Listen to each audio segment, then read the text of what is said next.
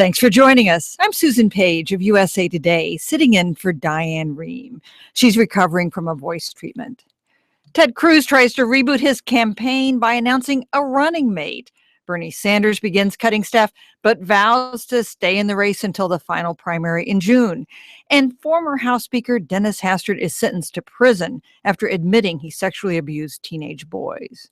Joining me for the domestic hour of our Friday News Roundup, Naftali Ben-David of the Wall Street Journal, Karen Tumulty of the Washington Post, Olivier Knox of Yahoo News. Welcome to the Diane Rehm Show. Good morning. Thanks. We're going to invite our listeners to join our conversation later in this hour. You can call our toll-free number, 1-800-433-8850. You can always send us an email to drshow@wamu.org. You can find us on Facebook or Twitter, or since it's because it's the Friday News Roundup, you can watch the live stream video of this hour on our website, drshow.org.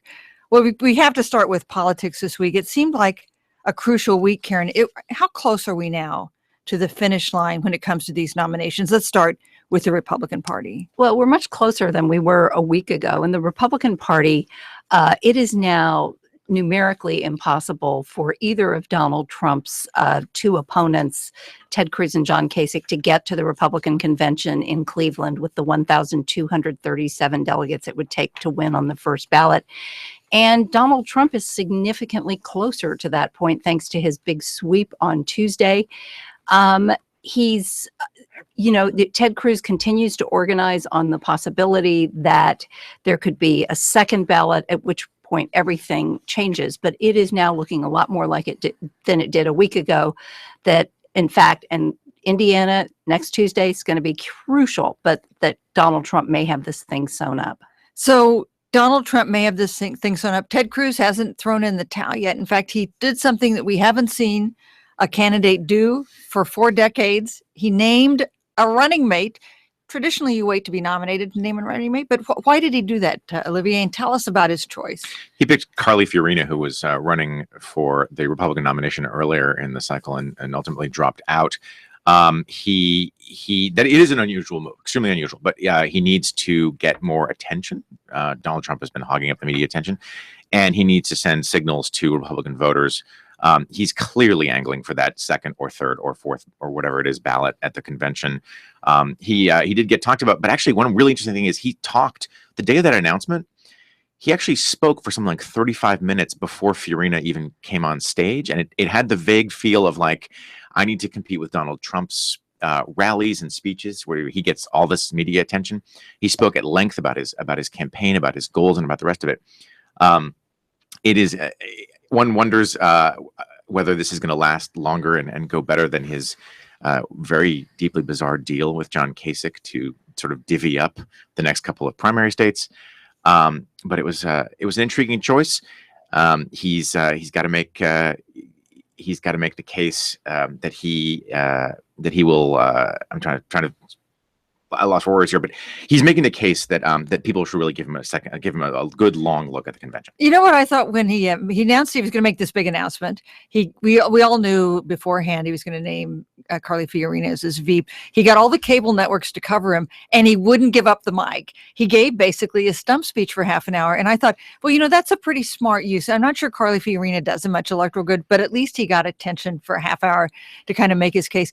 John Kasich, you mentioned him, and this kind of bizarre alliance that they announced at the first part of the week. Are they still allies, Naftali? That's actually really hard to tell because they both, in their own way, seem to be distancing themselves from or downplaying it. But I think these moves by John Kasich and Ted Cruz, they really only confirm Donald Trump's dominant frontrunner status, because these are emergency moves. You don't do these unless you're pulling out the hammer and breaking the glass. And I think, there's been too much hyperbole perhaps already in this campaign season, but I think this is the week that it's clear what the fall campaign is going to look like, that it's going to be a Trump-Clinton campaign. I mean, Trump had high expectations. He exceeded them. He won every county. He won every congressional district in the 5 states that held primaries on Tuesday. And I think this idea of giving it to someone else at the convention, while always extremely remote, is, I think, even more of a fantasy at this point. And it just looks like that's what we're looking at in the fall, a Trump-Clinton race. Let's just stop for a moment. Here we are.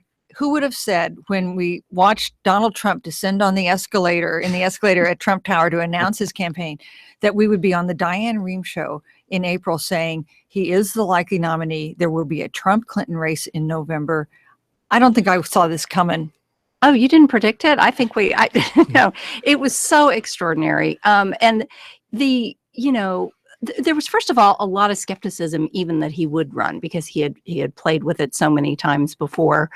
And there was also this sense that the Republicans had put up what on paper was their strongest field in probably a generation, a bunch of senators and governors and ex-governors and, young, appealing, diverse candidates. So there was the sense, and it's always been the way the Republican primaries work before, is that ultimately, they sort of have their dalliances with these outsiders, but they always come back to the establishment choice. Well, this year that didn't work. We didn't do a good job in seeing this coming months ago, but neither did the Republican establishment. And I wonder, Naftali, whether they are now alarmed by where things are accepting that Trump is going to be the face of their party? Well, I think both, but I think this isn't a question of a few months ago. I think it's a question of 3 weeks ago. After Wisconsin, which Ted Cruz won decisively, there was any number of columns that talked about, Trump's Waterloo was one, or they're talking about the turning point in the campaign. Finally, the chickens are going to come home to roost. Things are going to go back to normal. And Trump proceeded to then demolish everybody in New York and the Northeast. So I think what you're seeing is a little bit of, there's on the one hand some acceptance. I think one of the things we're seeing is some looking toward a post-Trump era for the GOP. In other words, I think people are already starting to accept in the Republican Party he's going to be their nominee. It probably won't go well. So how can we pick up the pieces afterwards? And I think Paul Ryan and others are trying to talk in ways that actually envisions what happens to the party holding it together as a brand and as a viable entity after the consequences of a Trump run. But, some Republicans are trying to, he's now picking up some endorsements. Two chairmen of House committees endorsed him yesterday, Donald Trump. And yet we see a very tough column in this morning's New York Times from David Brooks, a conservative columnist, calling this a Joe McCarthy moment for the GOP. What do you think, Olivier? I think David Brooks speaks for a very, very, very small sliver of the Republican Party. I think it's been interesting to watch people like John Boehner in that remarkable interview he gave a couple of days ago. John Boehner saying he'll vote for Trump if he's the nominee. Paul Ryan staying out of it but saying he'll back the nominee. You're seeing a lot more acceptance, I think. The Paul Ryan thing is really interesting. He's been running not so much a presidential campaign of his own, but a shadow campaign in which he is offering Republican voters and Republican candidates a different vision. So he has come out on the economy, on foreign policy, on reaching out to young voters. And it is hard not to see in his efforts a plan to help down ballot Republicans. There's a lot of concern among the Republican Party establishment about what Donald Trump will do to the Republican Party's candidates for the House, for the Senate, and for governor. So, Karen, what will Donald Trump do for candidates down the ballot, especially in these Senate races? Republicans already had kind of a tough row to hoe in Senate races. They have more Senate Republican incumbents up in November. What are they thinking? Well, Donald Trump's claim is that he is going to mobilize people who don't normally show up and who don't normally vote Republican. But it's pretty clear, too, that he's going to stir up the Democratic base as well. And Republicans have a lot of senators running in states that Barack Obama carried in 2012. In fact, they've got 5 Senate candidates, 5 Senate incumbents trying to hold seats in states that Barack Obama carried by more than 5 points. And that is exactly the number of Senate seats that if they lose them, they lose control of the Senate. We've had 2 fascinating races this season for the nominations. The Democratic race has been much more contested than I think we had foreseen.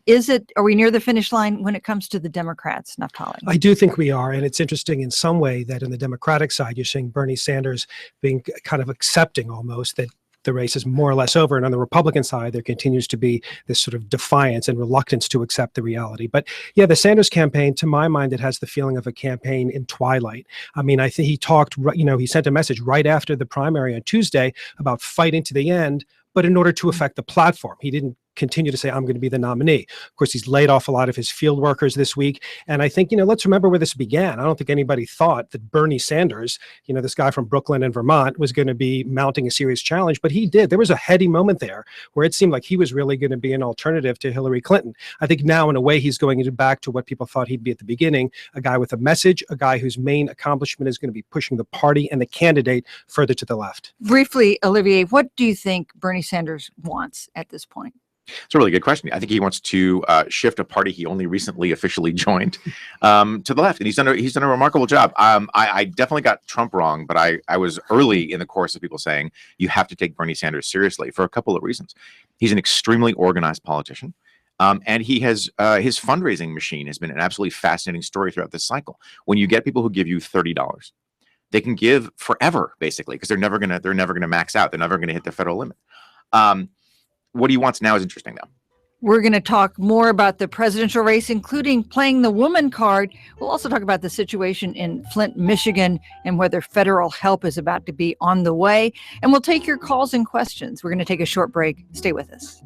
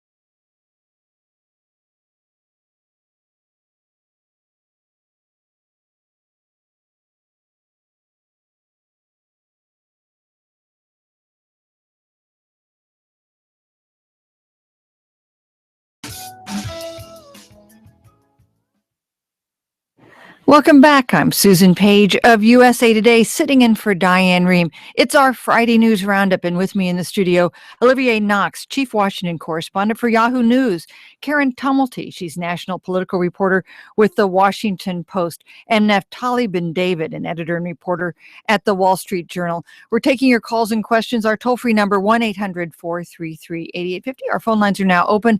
Also, you can watch video of this hour of the Friday News Roundup. It's streaming live on the website, drshow.org. Tune in, take a look. We talked about Donald Trump. Now he calls himself the presumptive Republican presidential nominee.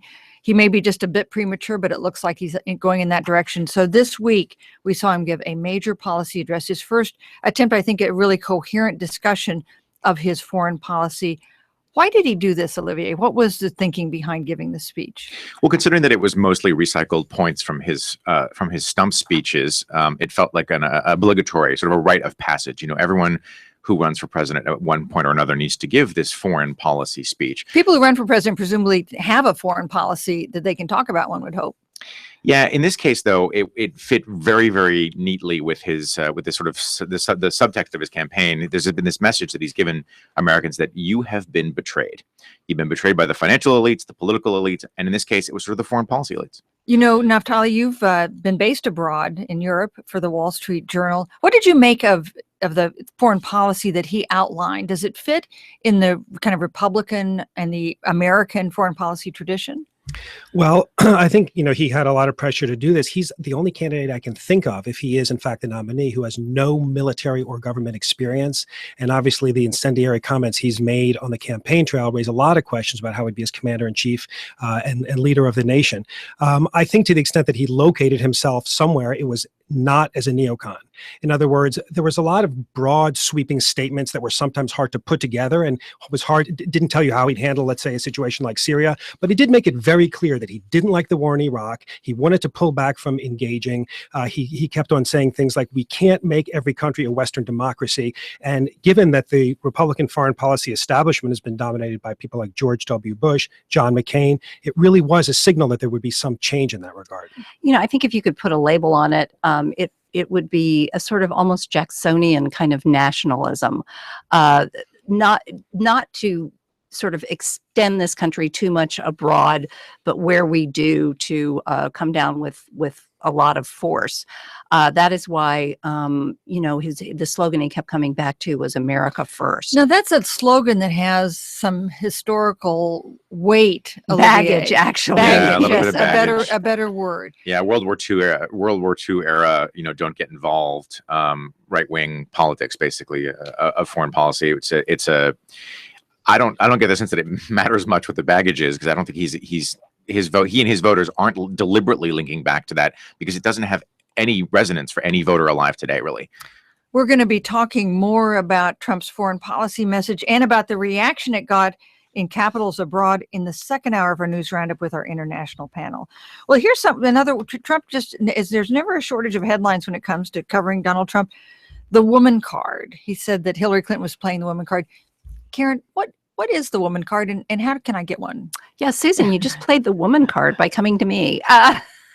Basically, he argued in his victory night speech that were Hillary Clinton not a woman, she would not be getting more than 5% of the vote, which is, great news to a lot of women, that it is such a great asset to be running as a woman.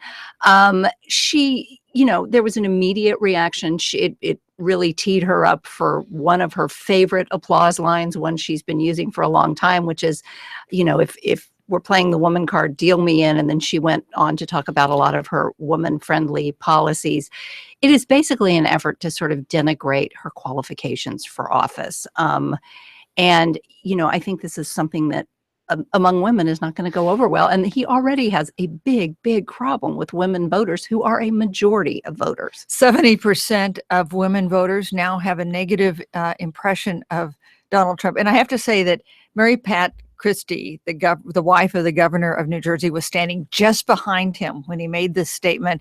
And you could see her roll her eyes when he said this. And I thought, I bet there are a lot of Republican women at home who may be rolling their eyes at this comment too. But let's go to the substance of it. Is it true, Naftali, that being female has been a big electoral advantage for Hillary Clinton this year? Well, I really don't think it's that simple. I mean, I think clearly there are people who love the idea of there being a woman president, but I think there's still a lot of sexism in the country, and there are probably many ways in which it's been a disadvantage. And I think a comment like that is incredibly whatever else it may be. I think it's a big risk, because I think most women don't feel like it's been some huge advantage for them in their professional careers. If anything, the opposite. So for him to come out and make that comment, it may play well with certain parts of the Republican base. But now, as he turns toward a general election, an election in which he's going to have to swing voters in swing states. He's defied a lot of laws of politics, but he can't defy all of them. A comment like that, on top of other things he said about women, including other women. I mean, he has this way of denigrating whoever's running against him, Little Marco, Lion Ted, Low Energy Bush, and maybe he saw this as one more in that line, but I think this was a different kind of thing and something he may come to regret. It does remind you that one of the big unifiers for the Democratic Party when the primaries are finally over is going to be probably Donald Trump, right? Barack Obama and Donald Trump, the two big forces uniting the Democrats. Let's go to Cincinnati, Ohio, and talk to Keith. He's on the air. Keith, you're on the air. Hello, thank you. I love it when you host. Hey, thanks. My question is for someone who morally couldn't vote for either Ted Cruz, Donald Trump, or Hillary Clinton, and obviously probably it's probably obvious I've been a Bernie Sanders supporter, but realize he will probably not get the Democratic nomination. I know there's a lot of people who say they just couldn't vote for Hillary. Obviously, for me, it has nothing to do with the woman card, but basically what her positives are, and, people consider her strengths, I consider actually her negatives. So I was wondering if, pipe dream, what third-party options there would be for people like me. Well, Keith, let me ask you, is there a third-party option you'd like to see? I mean, you say you're a Bernie Sanders supporter. Would you like him to run as an independent candidate? I can just see, all the headlines now of him, costing somebody the election because he split the support. I don't think he personally would do that just to avoid a messy situation like that. But if he did run as a third-party candidate, I would definitely vote for him. All right, Keith, thanks so much for your call. Keith's comment reminds us of the fact that we'll have this, if it is indeed a Trump-Clinton race, we'll have this unprecedented situation where both nominees have negative ratings above 50%. Has never happened before in U.S. history. To Keith's point, I mean, Sanders has already said that he's not going to be a Nader figure, right? Not a Ralph Nader figure. But also just the mechanics of running as an independent are extremely daunting. It's hard to get on the ballot. It's hard to mobilize people. So I don't think it's going to happen. But yeah, there's no doubt there's going to be. I still want to see some real data on what percentage of Sanders supporters will not vote. I actually think it is possible to run as a third party candidate, either creating your own third party, getting the nomination of third parties that exist now, even running as a write-in candidate. I actually did a story about this a couple of weeks ago. The trouble is it's almost impossible to win. So you're in a kind of spoiler role. And I wonder if Trump is the nominee, Karen, do you think there might be an establishment Republican who makes a run just because they can't accept the idea of Trump as their candidate? Not a serious run. And, Michael Bloomberg looked at this idea of an independent candidacy. He is one of the few people in the country who would actually have the financial resources to do it.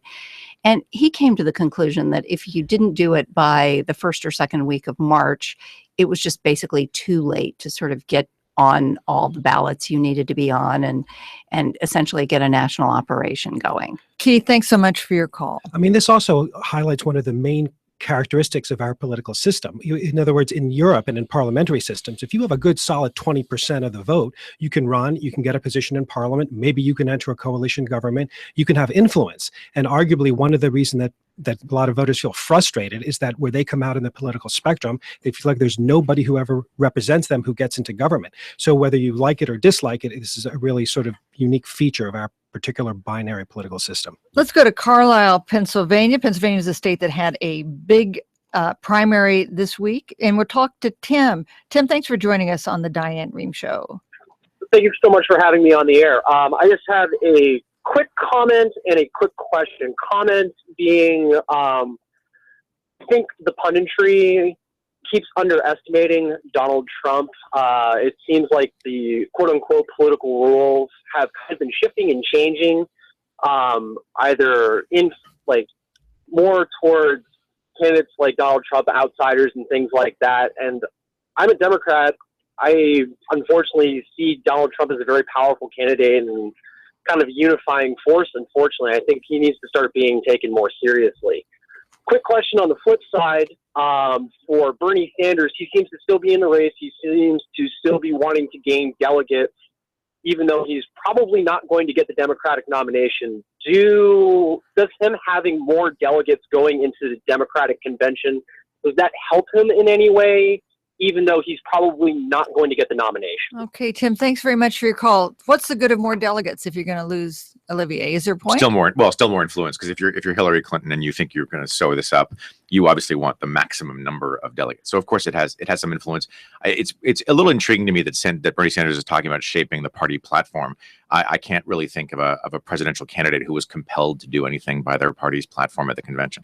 One thing it could do is get him a pretty good, highly visible speaking spot at the convention, and he could essentially help determine the tone of the convention. Yeah, Tim's first point was that Trump could be a more powerful general election candidate than some people are assuming. You know, we've gotten a similar email from Dan, who writes us from Sacramento, California. He says, now that it's a foregone conclusion that Donald Trump will be the Republican presidential nominee, some pundits are warning that Democrats may regret being happy with this outcome. Why exactly should Democrats be worried? Could he be a more successful general election candidate than the conventional wisdom says, Naftali? I mean, at this point, I think you'd have to be utterly lacking in humility to make predictions that Donald Trump isn't going to somehow surpass expectations. He surpassed all of them. I mean, that said, you know, when you look at the electoral map, he's alienated large numbers of Hispanics. He's alienated large numbers of women, Muslims, any numbers of groups, all kinds of centrist and swing voters. Just the way the electoral map shapes up, it's challenging to see, even if he does, as he says, bring in new voters to the Republican Party. It's just hard to see how he doesn't have a very tough path to victory. So with all the due caution and, you know, confession of past error, it's hard to see how he'd pull it off. I think the question is less how well he does than how much he roughs up Hillary Clinton.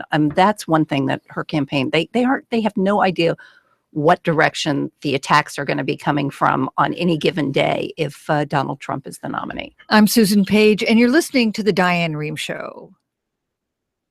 We're taking your calls and questions, and you can watch the live stream of the Friday News Roundup by going to our website, drshow.org. Well, enough about politics. Let's talk about the situation in Flint. A new water infrastructure bill cleared a key Senate committee.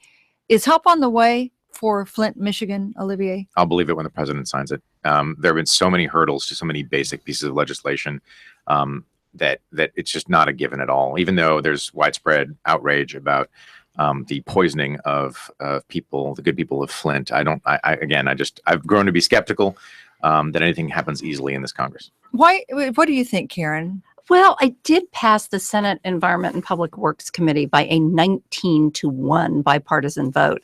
The big sticking point in the Senate has been Senator Mike Lee, who says basically that Flint has the resources it needs, so it doesn't need the federal government.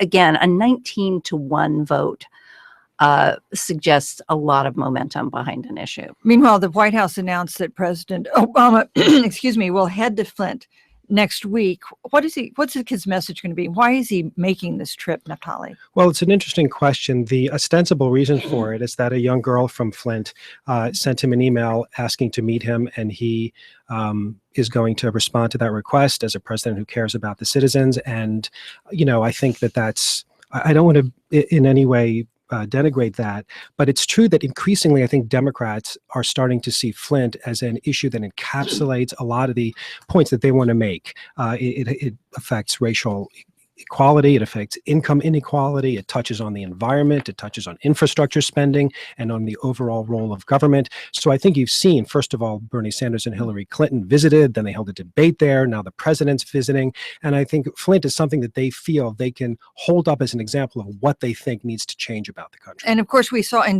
criminal indictments of 3 officials, 2 state, I think, and 1 local, on the issue in Flint that led to this crisis that has affected so many people there. Here's an email from Jeff, who writes us from Cleveland Heights, Ohio. He says, I'm curious if you think the Republicans are second guessing their decision to not hold hearings for Supreme Court nominee Merrick Garland, now that Donald Trump will likely be running against Hillary Clinton. What do you think? Second thoughts by Republicans?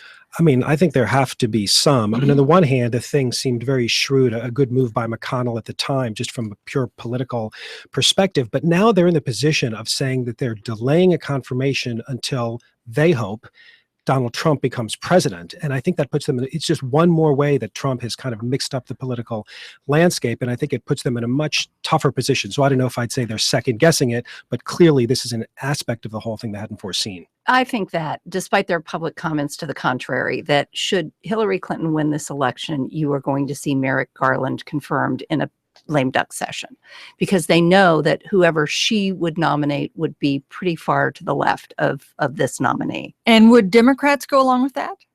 Yeah, I mean, I would assume if President Obama were out there saying this is part of my legacy, I think they would. You know, we saw a story in Politico this morning about the 999 campaign, 9 states, 9 days to push for a court with 9 justices. Tell us about this, Olivier. Apart from the homage to Herman Cain's short-lived presidential campaign, yeah, I mean, the White House and Democrats see this as a very easy political winner.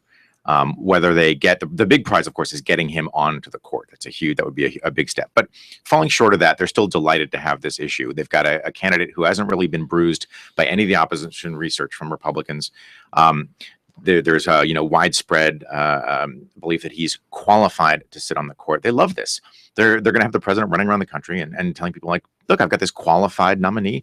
Republicans are just playing pure politics of obstruction. They're focusing on 9 Republican senators. 5 of them are among the most vulnerable incumbents up. One is Chuck Grassley, who chairs the Senate Judiciary Committee, and he's, of course, a fixture in Iowa. Could he actually be threatened, do you think? I do think so. I mean, it's not predicting that he's going to lose, but that he would be under threat. Sure. I mean, he chairs the committee. He's been around a long time. And so he's a natural target for this and for the Democratic argument that this is Republican obstructionism and shows their malice.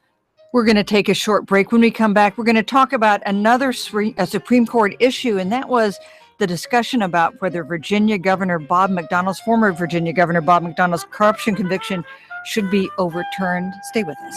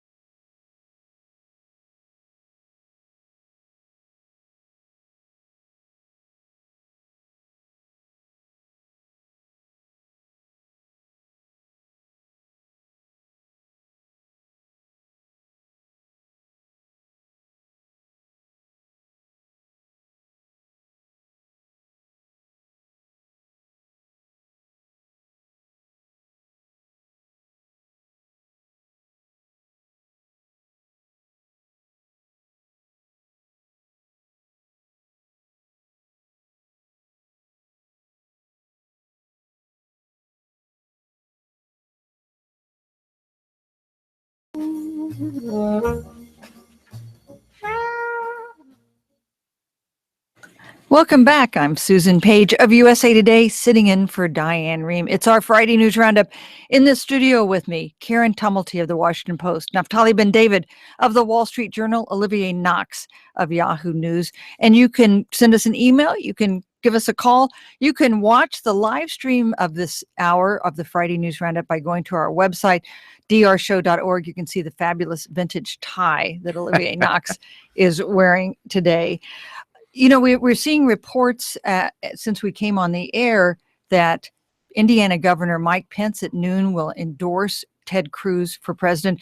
We don't know for sure that's true because we haven't been able to confirm that because we've been on the air. If true, how important, Karen? I would think not terribly at this late date. It's first of all, Donald Trump has Bobby Knight. So if you were to to choose between an incumbent governor, even one who's very beloved by the Republican base, and a figure as revered as a basketball coach, I think that Trump wins the endorsement game. We have a caller from Indiana. Let's go to him in Evansville, Indiana. Jim is giving us a call. Hi, Jim. Hi. Now you're going to vote. I'm sorry. No, go ahead. I was going to vote for Bernie, but what my question is if Hillary has got all this email controversy investigations over her head, why shouldn't Bernie just stay in the race until that's settled? And another question is, nobody's mentioning Jill Stein of the Green Party. If Bernie don't get the nomination, will a lot of people go toward her? Well, Jim, let me ask you, you're a Bernie Sanders supporter. If Hillary Clinton's the nominee, will you vote for her, or will you look at Jill Stein or someone else? I probably won't vote for her. I just, she's got too much things going on that I just don't agree with. All right, Jim, thanks very much for your call. You know, one interesting thing, the Trump campaign talks about trying to target disenchanted Sanders voters to come over to his side. Is there an overlap there?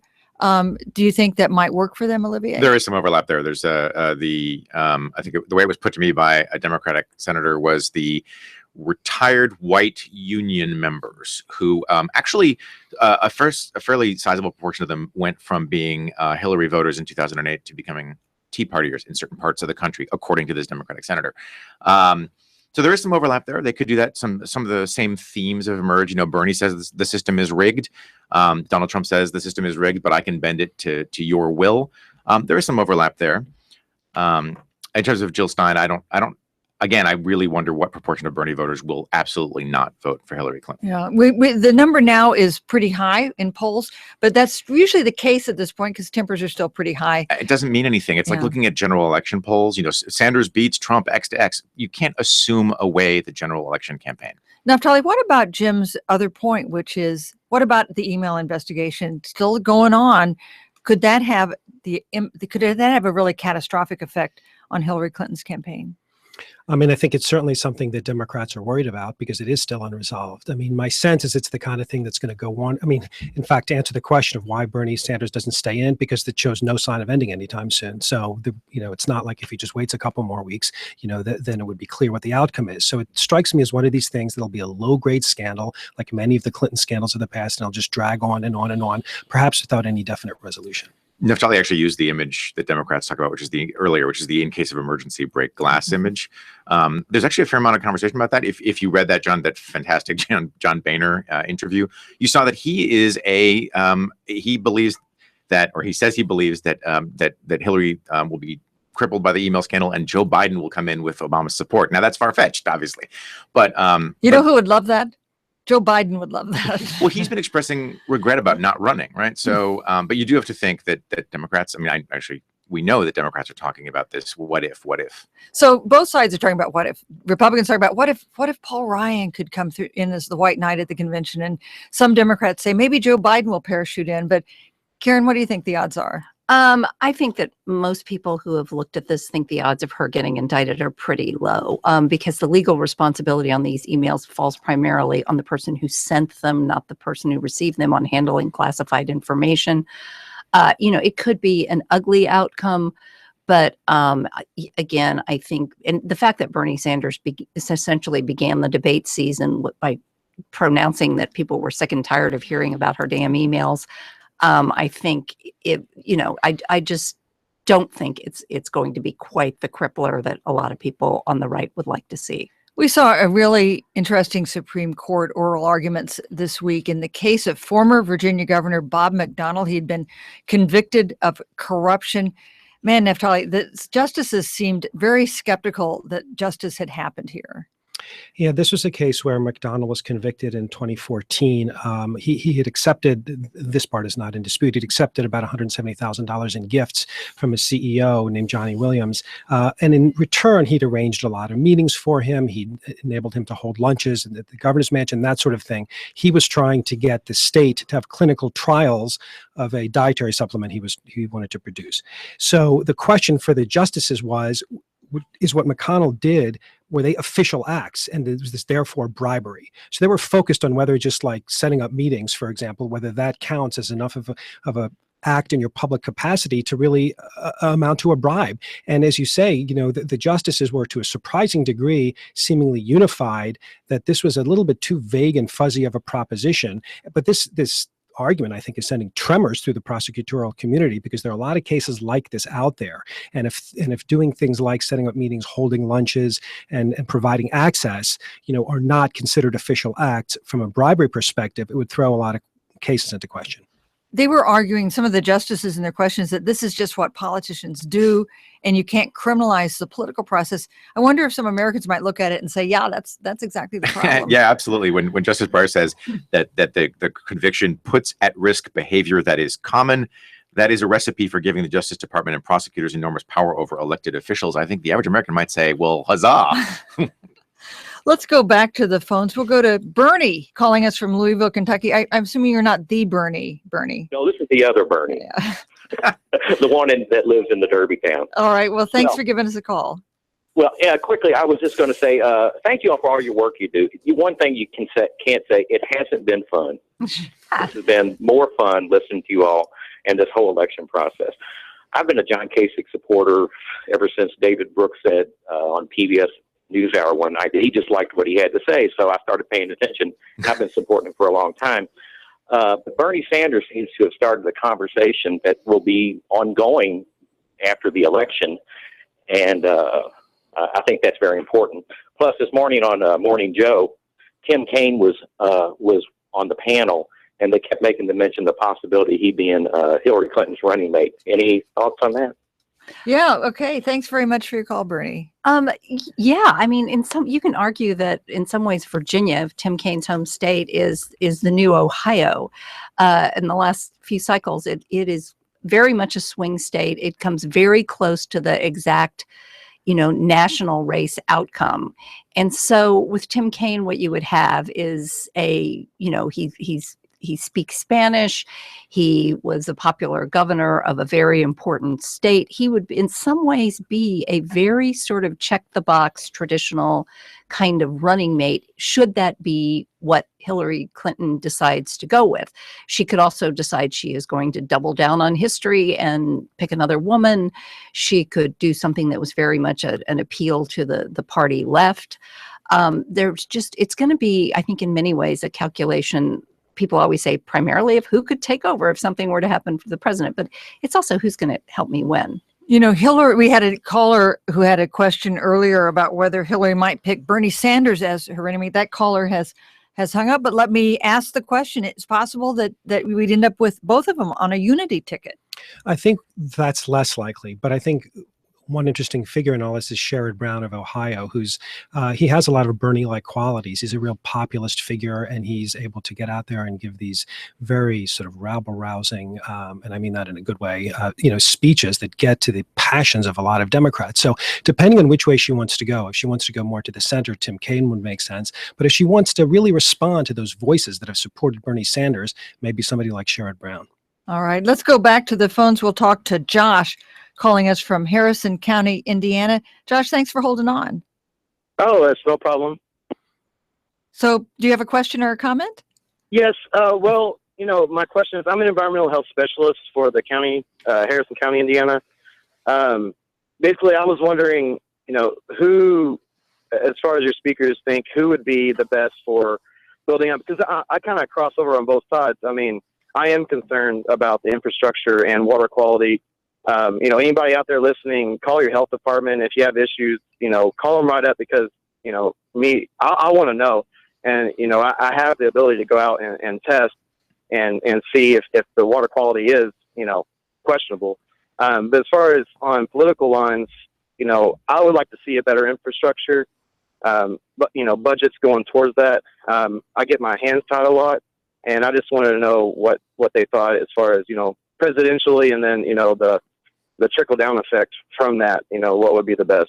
All right, Josh, thanks very much for your call. How much do you hear about Flint on the campaign trail? Is this something that candidates are talking about? Certainly the Democrats, and Hillary Clinton, very, relatively early made a point of sending staff there. Bill Clinton talks about it quite a bit. Here's an email from Stuart. Stuart writes, the Flint investigation and prosecution is a perfect example of why people believe government is corrupt. Are we really expected to swallow the explanation that it was a low-level bureaucratic decision and the ensuing governmental response to the crisis is not part of the problem and should not be investigated? I wonder, Olivier, how much we're going to be hearing about the Flint situation, whether or not the candidates engage on it, because the state investigation anyway is continuing. Right, with those criminal charges against those the three officials, I think we're going to hear a lot more about it. I think it's, for one thing, you're going to see the president shine a big old spotlight on it when he visits Flint. You're going to hear about it through the campaign. In answer to Josh, one of the problems is this is a all of the ballot answer, because you need people in Congress and in the State House and in the governor's office who support what Josh is talking about. So there's not one magic solution to the problem he's describing. I'm Susan Page, and you're listening to The Diane Rehm Show. We're video streaming this first hour of the Friday News Roundup on our website, drshow.org. Well, the former Speaker of the House, Dennis Hastert, was sentenced in a sex abuse case this week. What was his sentence, Naftali? And it was kind of a surprise.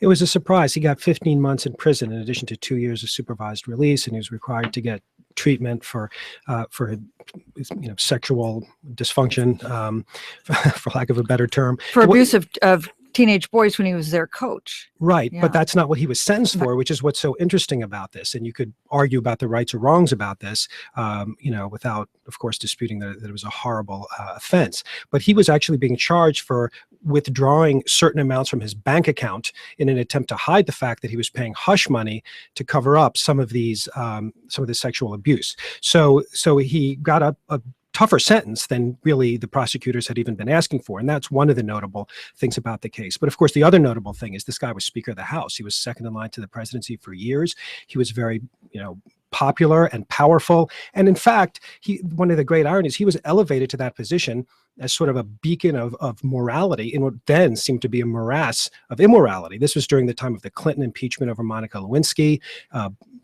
Newt Gingrich had just been deposed. Bob Livingston, who was supposed to become Speaker, couldn't because of his extramarital affair. So you turn to the salt of the earth, middle America, small town wrestling coach as sort of the one guy who seems to be the rock of moral solidity in the whole thing. And then we find out that all of this is in his past. We had one of the victims of the abuse, Scott Cross, stood up, spoke out at the trial. It was really gripping, Karen. It was really disturbing to hear him talk about what it has meant to his life. Well, it's, again, it's what we've seen so often in these situations where, the Catholic Church, these victims of this behavior don't just sort of get to go on and carry on with their lives the way the perpetrators do. And with Denny Hastert, I believe, and I did some Googling, and I bet there's a listener out there who can contradict me, but I believe that he may be the highest ranking person in government in history ever to have gone to jail. That's an interesting point, because the only people higher ranking in government than the Speaker of the House are the president or the vice president, right? Because the Speaker is third in line right. for the presidency. That's an interesting question. What was Hastert's reaction in the hearing, Olivier? Oh, brother. Denny Hastert, they made a big show of him being ailing. And he professed some regret and remorse. I think this story, every time I tune it in, I'm more horrified. The detail of him setting up an easy chair with a view of the boys' showers to watch them.